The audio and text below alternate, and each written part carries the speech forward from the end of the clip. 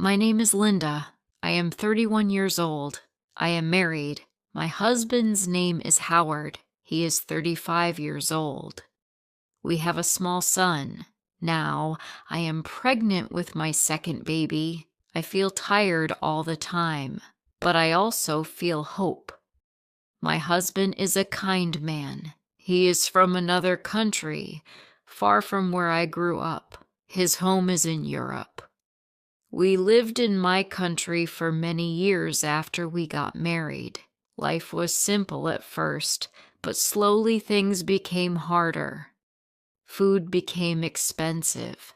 Rent became high. Every month we had to worry more. I could see the stress in Howard's eyes. He tried to hide it, but I could feel it. One night, we sat together in the kitchen. Our son was sleeping in the next room. Howard said, "Maybe we should move." I looked at him. My heart felt heavy. I said, "Move where?" Howard said, "To my country. Life is easier there. My family is there. We can have a better start." I felt sad. I did not know his country well. I did not know his family well. I only met them once at our wedding. They smiled a lot that day, but smiles can hide many things. I knew that. I said, "I don't know." Howard held my hand. He said, "We will be okay, Linda. I will be with you." I wanted to believe him. After many days of thinking, we made the decision. We packed our things. I said goodbye to my home, my friends, my old life. It was not easy. I cried many times. The flight felt long. My body felt heavy because of the baby inside me. When we arrived, Howard looked happy. He said, "This is home." We bought a nice house in his hometown. The next day we visited Howard's family. My heart was beating fast. I held my son's hand. Howard said, "It's okay, Linda." The door opened. His mother stood there. She looked at me, then at my son. Then she smiled. She said, "Oh, come in, come in." Inside the house, everyone was talking loudly. They came close to us quickly. Someone said, "Oh, the baby." They touched my son's hair. They picked him up. They spoke in their language. I understood it very well, but I did not show it. I had learned it many years ago when I was young. I never told them. I never told anyone in his family. I don't know why. Maybe I was shy. Maybe I wanted to understand who they really were. So I stayed quiet. At first, everything seemed normal. We sat at the table. We ate together. They asked me questions in a language I pretended not to understand well. I answered slowly, carefully, but then I heard it. Small words, words they thought I could not understand. One voice said, "She looks different." Another voice said, "Yes, her hair." Someone said, "And her clothes." I kept eating. I kept my face calm, but inside something moved. I told myself maybe I heard wrong, maybe I misunderstood. We left the house that night. I felt tired. I said, "Your family is very lively." Howard laughed. He said, "Yes, they are like that." I said nothing more.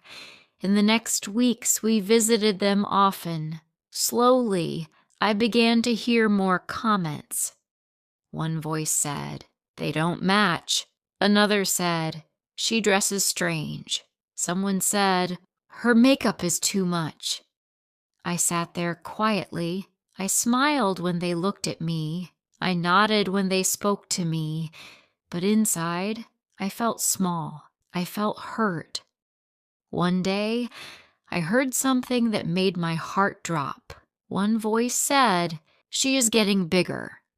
Another voice replied, She is too big. They were talking about my pregnant body. Tears filled my eyes. I wanted to leave, but I stayed. I said nothing. That night when we came home, I thought, did I make a mistake coming here? Days passed. Each morning felt the same. I woke up tired. I tried to smile for my son. I tried to be strong, but I could not forget them. I did not tell Howard everything at first. I did not want to create problems. I did not want him to feel stuck between me and his family. One evening, I was in the kitchen. I was cutting vegetables for dinner. I made a small mistake and cut my finger. I looked at the blood.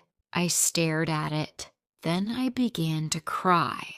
Howard came into the kitchen quickly. He said, "Linda, what happened?" I said, "I can't do this. I can't." He looked confused. Howard said, "What do you mean?" I said, "They talk about me, your family. They talk about me." Howard shook his head. He said, "No, I don't think they do." I said, "They speak in your language. They think I don't understand, but I do. I understand everything." Howard looked surprised. He said, "You understand?" I said, "Yes, I always did. Your family say bad things about my hair, my clothes, my body." My hand moved to my belly. "About this?" Howard walked closer to me. His face looked serious now. Howard said, "Linda, why didn't you tell me?" I said, "I didn't want problems. I thought maybe it would stop. I thought maybe I was wrong." Howard said, "But you are not wrong?" I shook my head. I said, "No." Howard said, "I will talk to them. This is not okay. You are my wife. They should respect you." His words made me feel warm. The next visit to his family felt different. When the door opened, his mother smiled again. She said, "Welcome." We went inside. We sat at the table. Everyone spoke to me carefully this time, like they were choosing each word before saying it. His sister said, "How are you?" I said, "I'm fine." I listened carefully, but there was nothing. No bad words, no comments. It continued like this for weeks, then months. Every time we visited, they were polite. His mother said one day, "You look nice." I was surprised. I said, "Thank you." Time passed and my pregnancy became harder. My back hurt. I could not sleep well. Then one night, the pain started. Howard rushed me to the hospital. Everything felt fast. And then my baby girl was born. She was perfect. Howard said, "She's beautiful." I nodded. I said, "We will call her Emma." It was a special name in my family. Every woman in my family had this name as a first or middle name. My mother had it. My grandmother had it. Howard smiled and said, "Emma, it's beautiful." I felt happy, but that happiness did not last long.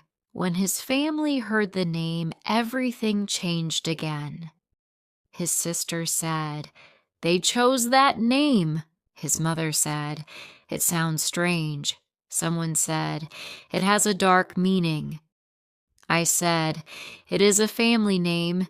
It is important to me." They did not smile. They did not agree.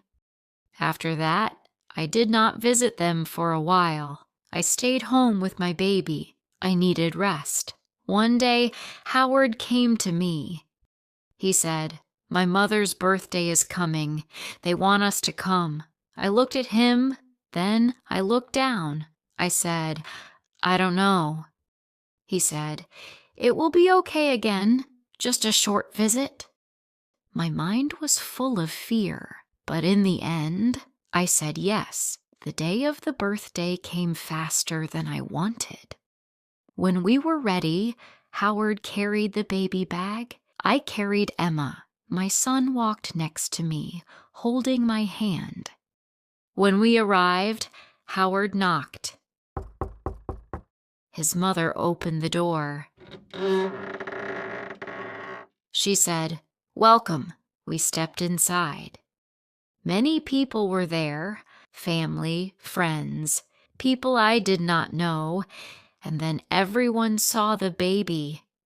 Someone shouted, "Oh, the baby!" They all came closer. They said, "Let me see. Can I hold her?" I froze. I held Emma tighter. I said, "No, it's okay. You can look, but no holding." One woman said, "Oh, just for a second." I said, "No, thank you." I looked at Howard. He gave me a nod. He understood. Then I heard it again. Howard's sister sat across the table. Next to her was his mother. They leaned closer to each other. I heard every word. The sister said, "Linda is too much." The mother replied, "Yes, always acting special." The sister said, "She doesn't let anyone hold the baby." The mother said, "So strange. She thinks she is better than us." I could not breathe. The sister said, "I don't like her. She is fat now and ugly, and her style is so cheap, like she doesn't care." I froze. The mother said, "She looks like a mess, like someone with no control." My heart broke. I could not believe what I just heard. They were still laughing. They did not know that I understood everything. But now I was done. I stood up. Everyone looked at me. I looked at Howard's sister, then at his mother, and I spoke. I said, "I understand everything you say. I always understood. From the first day, you talked about my hair, my clothes, my body." I stayed quiet. I tried to respect you, but today you crossed the line. You call me ugly. You call me fat. You talk about me like I am nothing. I am your family. I am the mother of this child. I am your brother's wife, and I deserve respect. The room became quiet. No one spoke. Then everything changed. Voices started at once. Someone said, "What is this?" Another voice shouted, "How can you say that here?" Someone said, "You are rude." His sister said, "Rude? You call me rude?" His mother stood up. She said in front of everyone, "You embarrassed us." I felt a sharp pain in my chest. I said, "No, you embarrassed me for months." I felt dizzy. I looked at Howard. His face was serious. He said, "Enough. She is my wife. She is telling the truth." His mother said quickly, "She is lying. She's trying to make us look bad." I said, "I am not lying." His sister said quickly, "If you understood everything, why didn't you say it before?" I said, "Because I hoped you would stop. I tried to respect you, but you did not respect me." I looked at my baby. Emma was sleeping, not knowing anything. I wanted that peace. I said, "I'm leaving." Howard looked at me and nodded. He said, "Yes, we are leaving." His mother stepped forward. She said, "If you leave now, don't come back." My heart hurt, but I did not stop. I said, "Okay." Howard lifted Emma. My son came close to me and held my hand. We walked to the door. No one stopped us. No one said goodbye. The door closed behind us. "I'm sorry," Howard said as we walked to the car. I looked at him. I said, For what? He said, For everything. I should have seen it sooner. I should have protected you. I said, You are here now. That matters. He nodded, but I could see the pain in his eyes. We got into the car. When we arrived home, I placed Emma in her bed. I sat down on the couch. My body felt weak. My mind felt empty. I said, I did it. I did not stay silent. Days passed after that night. No messages came, no calls, nothing. I kept checking my phone. I kept thinking someone would say something, but no one did. I stayed home with my children. I rested. I healed. I still felt sad sometimes, but I did not feel small anymore. One evening, I stood in front of the mirror. Howard came behind me and placed his hand on my shoulder. He said, You are strong. I said, No, I just stopped being silent. And in that moment, I understood something important. Sometimes staying quiet feels safe, but silence can break you slowly. Speaking, even when your voice shakes, can save you. It can set you free. Do not stay silent when people hurt you. Respect yourself. If you liked this story, please like, comment, share, and subscribe.